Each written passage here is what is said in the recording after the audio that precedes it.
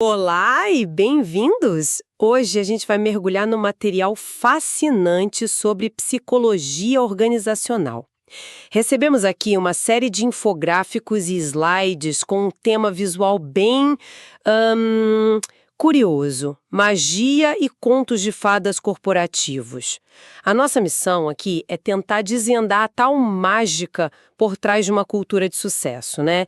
Extrair as ideias centrais para entender como criar um ambiente de trabalho que seja produtivo e, ao mesmo tempo, saudável. E olha, tem muito material. Castelos, varinhas mágicas, até lâmpada do gênio. O tema parece ser essa busca por um mundo ideal no trabalho, um equilíbrio quase mítico. Por onde a gente começa a desembrulhar essa ideia de equilíbrio entre produtividade e bem-estar? Pois é, esse equilíbrio é o grande tesouro no final do arco-íris que toda empresa busca, né? E o material ilustra isso muito bem, com uma balança. De um lado, produtividade, do outro, bem-estar. E a mensagem é clara: se você ignora o bem-estar, o resultado é burnout e alta rotatividade. Isso, claro, mata a produtividade. E, do outro lado, se focar só no bem-estar sem ter metas, vira estagnação. Exatamente. Para entender como equilibrar essa balança, a gente precisa começar pela fundação. São dois conceitos-chave que estão na base de tudo: cultura organizacional e clima organizacional. Certo. Cultura e clima. São termos que a gente ouve muito, né? Às vezes até como sinônimos. Como o material diferencia os dois? Olha, o material usa uma analogia que eu achei brilhante de tão simples. Pense na cultura como o coração da empresa. O coração. Sim, são os valores, as crenças, o propósito, é a personalidade da organização. É uma coisa mais profunda, duradoura, que bombeia o sangue para todo o resto. Já o clima é o termômetro. Ah, o termômetro. Isso. Ele mede a temperatura do ambiente, a percepção do momento das pessoas. É como elas se sentem hoje. Entendi. Então, a cultura é o DNA, o quem a gente é, o clima é a foto do momento, o como a gente está. Perfeito. E aqui vem um ponto crucial que o material ressalta. A cultura influencia o clima, sem dúvida. Mas o que muito gestor esquece é que um clima ruim e persistente, ou seja, um termômetro marcando febre por meses, pode começar a corroer e, no limite, até mudar a própria cultura. É como se a umidade constante no ar acabasse por apodrecer os alicerces da casa, sabe? Nossa, faz sentido. A percepção do dia a dia, se for negativa por muito tempo, pode acabar adoecendo o coração da empresa. Exato. Ok, vamos destrinchar isso. Se o clima é um termômetro tão sensível e com esse poder todo de impacto, como é que a gente mede essa temperatura de forma precisa, sem ser só um achismo do gestor? A resposta, felizmente, não é uma bola de cristal. Um dos slides diz bem claro que o primeiro passo para qualquer feitiço de melhoria é realizar diagnóstico. Medir antes de agir. Exato. E para isso, os infográficos mostram um verdadeiro arsenal de ferramentas. A principal, claro, é a pesquisa de clima. Aquela famosa pesquisa anual que muitas empresas fazem. Isso. Mas o material dá uma dica crucial, quase como o segredo de uma poção. O anonimato é inegociável. Ah, sim. Sem a garantia de que as respostas são confidenciais, as pessoas têm medo, de retaliação. E aí os dados se tornam inúteis. A pesquisa vira um teatro, e não um diagnóstico. Faz todo sentido.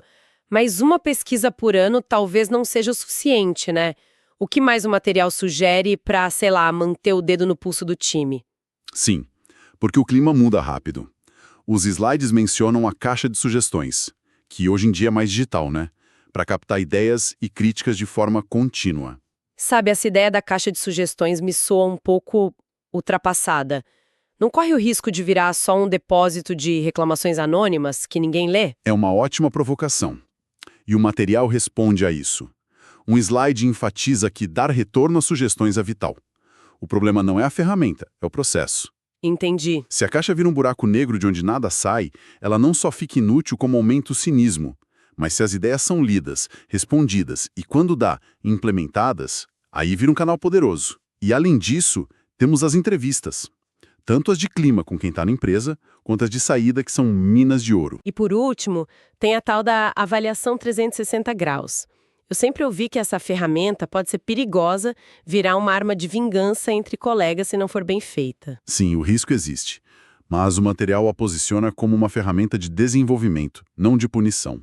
O objetivo não é caçar culpados, mas dar um feedback rico para a pessoa crescer. A cultura da empresa tem que estar preparada para isso, então. Exatamente. Se a cultura é de aprendizado, funciona. Se é tóxica, qualquer ferramenta vira arma. Entendi. Então, não é uma ferramenta só, mas um ecossistema de escuta. Mas olha, coletar dados parece ser a parte fácil.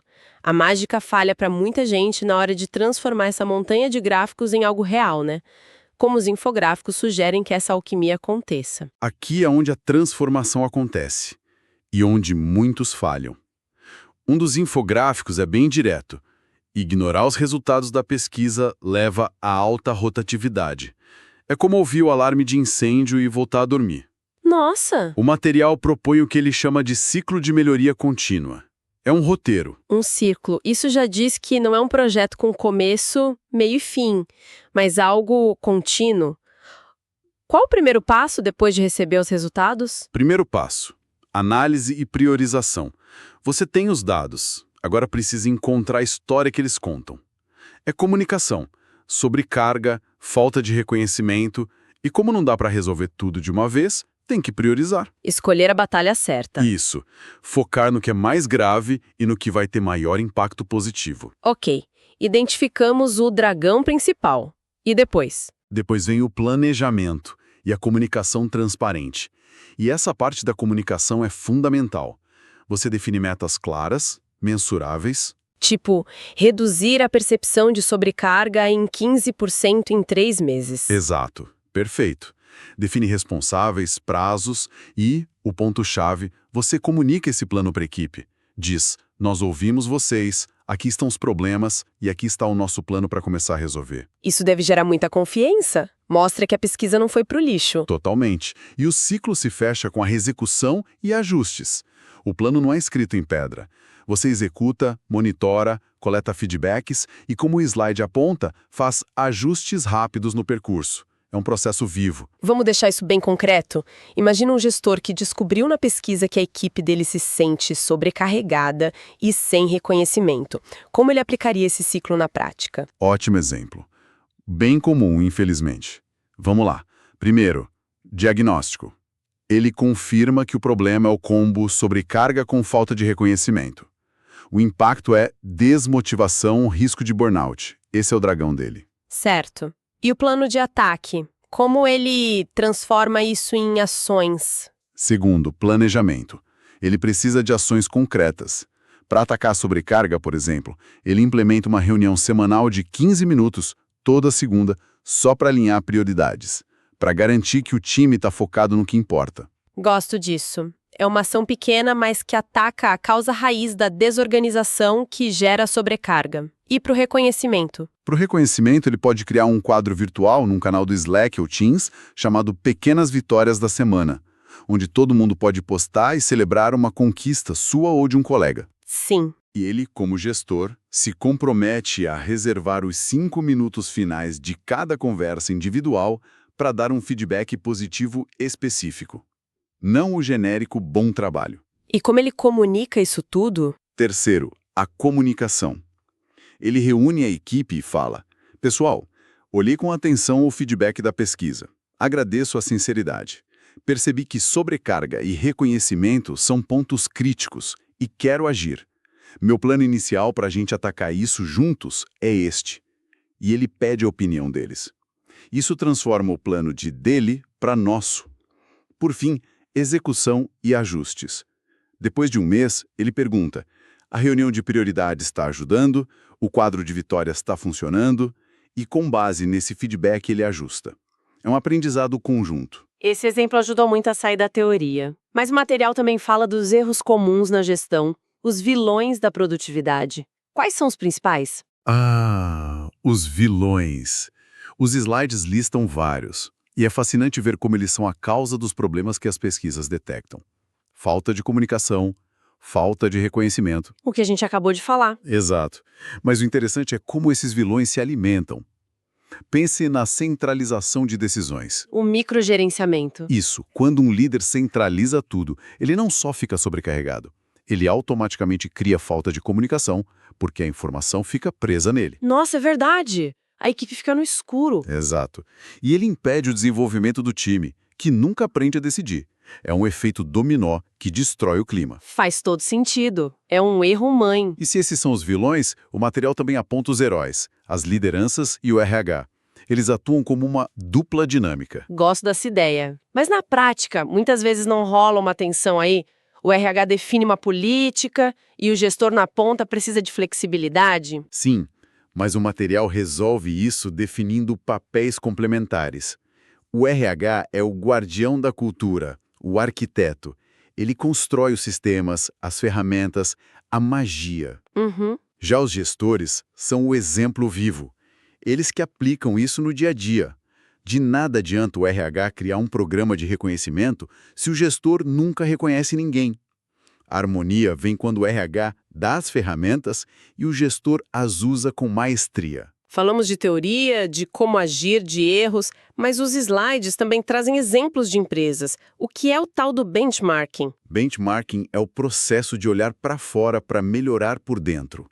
Observar, aprender e adaptar práticas de sucesso de outras empresas. Mas o material faz um alerta crucial, em letras garrafais. Não é copiar, é adequar à realidade da sua organização. Isso é fundamental. Não adianta instalar uma mesa de ping-pong e achar que vai criar a cultura de inovação do Google. Precisamente. O erro é copiar a forma, e não o princípio. O material cita o Google com os 20% de tempo para projetos pessoais. Que representa o princípio da autonomia. Exato. A Netflix com liberdade com responsabilidade, que é o princípio da transparência. O Magazine Luiza com liderança humanizada. A Toyota com melhoria contínua. Certo. Então, voltando para o nosso gestor com equipe sobrecarregada. Como ele usaria o benchmarking na prática? Ele não vai dar 20% de tempo livre. Excelente pergunta. Ele não copia a prática, ele adapta o princípio. Olhando para o Google, o princípio é confiança e autonomia. Então, nosso gestor se pergunta, onde eu posso dar mais autonomia para o meu time tomar decisões sem passar por mim? Isso já aliviaria a sobrecarga de todo mundo. E da Toyota, o princípio é eliminar desperdício. Ele poderia fazer uma sessão com a equipe e perguntar, quais reuniões, relatórios ou processos tomam nosso tempo e geram pouco valor? Como podemos eliminar? E para falta de reconhecimento, ele poderia aprender com a Netflix ou o Magalu. Sim, da Netflix ele aprende o princípio do feedback contínuo. Ele pode adaptar isso criando rituais de feedback mais frequentes. Do Magazine Luiza, ele aprende sobre a liderança que se importa com as pessoas.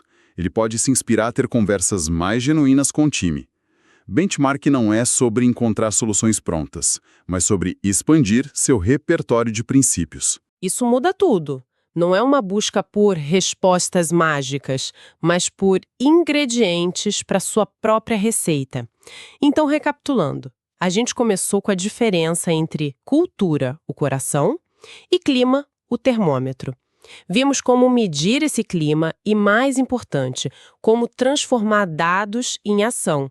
Identificamos os vilões, como a centralização, e vimos como a parceria entre RH e gestores, inspirada por bons exemplos, pode construir um ambiente melhor. Síntese perfeita. A mensagem central de todo o material é que o equilíbrio entre performance e qualidade de vida não é um sonho. É a chave para o sucesso sustentável. Como uma frase dos slides diz, a magia acontece quando cuidamos das pessoas. E outra complementa, a cultura é viva. A magia acontece quando pessoas, processos e propósitos se alinham. Não é um truque, é um trabalho intencional. Para encerrar, quero deixar um pensamento. A gente analisou aqui um processo bem completo, mas para quem está nos ouvindo e talvez trabalhe num lugar onde nada disso existe formalmente, qual seria a menor e mais simples ação mágica que uma pessoa, seja líder ou não, poderia fazer amanhã para começar a melhorar o termômetro do seu próprio time?